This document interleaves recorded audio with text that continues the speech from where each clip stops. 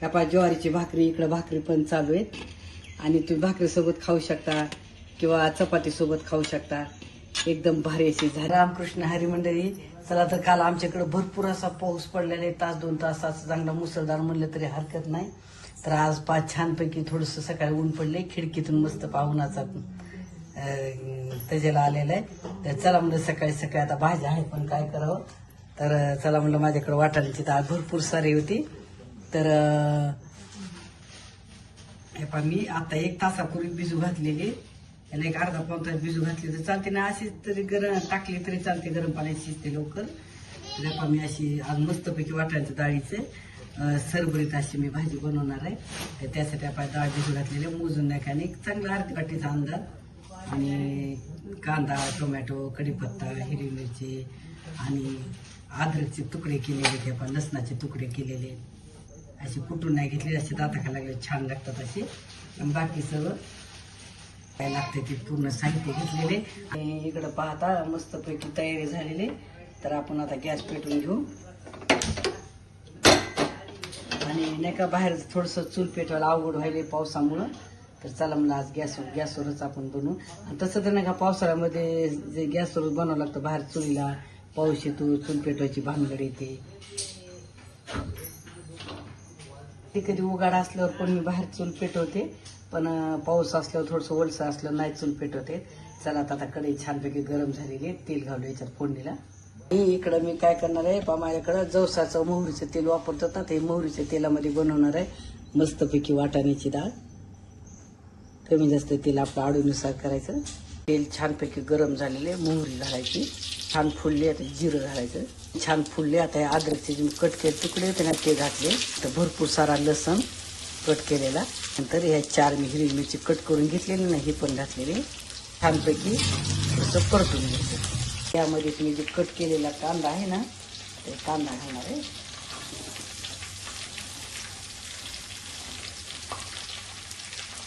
छानपैकी परतून घ्यायचा कांदा पण.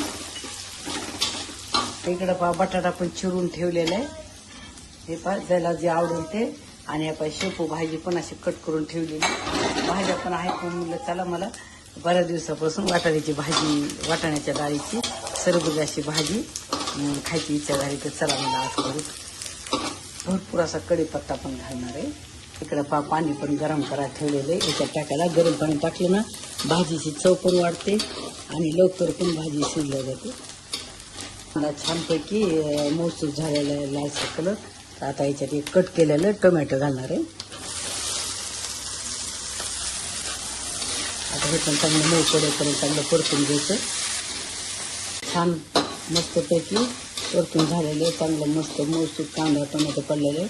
आता याच्यात काय करायचं, अशी मिरेपूड घालणार आहे, तशी जिरेपूड, धना पावडर छोटा चमचा, अशी बडीशेपची पावडर छोटा चमचा, घरचं लाल तिखट आवडीनुसार घालायचं, सपक कमी जास्त. कश्मीरी लाल मिरची पावडर पण घातलेली, कारण मिरची पावडर घातल्यामुळे थोडंसं बेताना घालायचं तिखट. हे छान एकसारखं परतून घ्यायचं. मध्ये मी बटाट्याच्या पुडी केलेल्या होत्या आयतच भाजीला, ते पण थोडंसं टाकायला. नाही टाकलं ते चालतंय, पण मी आहे त्या कट केलेल्या म्हणजे चला ते पण थोडंसं टाकू. आपलं टाका नाही टाका आपल्या आवडीनुसार. त्याच्यामध्ये बिलकुल मसाला वापरलेला नाही. आपण वाटाण्याची डाळ धुवून स्वच्छ ठेवलेली होती ना, तर ही वाटाण्याची डाळ घालायची.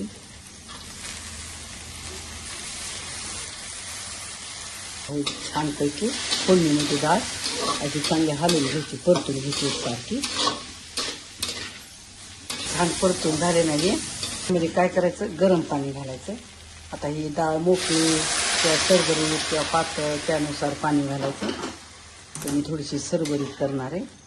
पहा मी आता हे डाळ शिजून एकदम कमी होती, मी अंगापुरता रस्सा करणार आहे सरभरीत असा. त्यामध्ये नाही का थोडासा मी गरम मसाला घालणार आहे, एक अर्धा चमचा, नुसार मीठ घालायचं. मस्तपैकी उकळा फुटल्याला छान शिजते. पहा मंडळी मस्तपैकी या डाळ शिजत आलेली आहे. आता याच्यात काय करणार आहे, मी आता भाजलेले शेंगण्याचं कूट करून ठेवलेले, त्यात थोडंसं मोठं मोठं कूट घालणार आहे.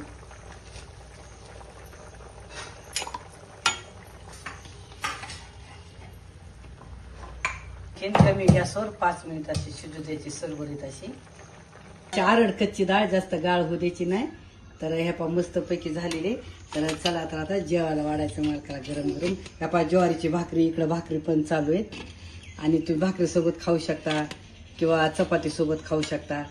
एकदम भारी अशी झालेली, स्वाद एकदम मस्त यायला. मंडळी आवडली तर तुम्ही पण करून बघा आणि टेस्टला कशी लागते ती मला कमेंट करून सांगा आमच्या सह्याद्री चॅनलला. तुम्ही जर माझ्या चॅनल नवीन असाल तर लाईक करा, शेअर करा आणि न विसरता सबस्क्राईब करा. चला तर पुन्हा भेटू पुढच्या अशाच नवनवीन व्हिडिओमध्ये. धन्यवाद. रामकृष्ण हरी.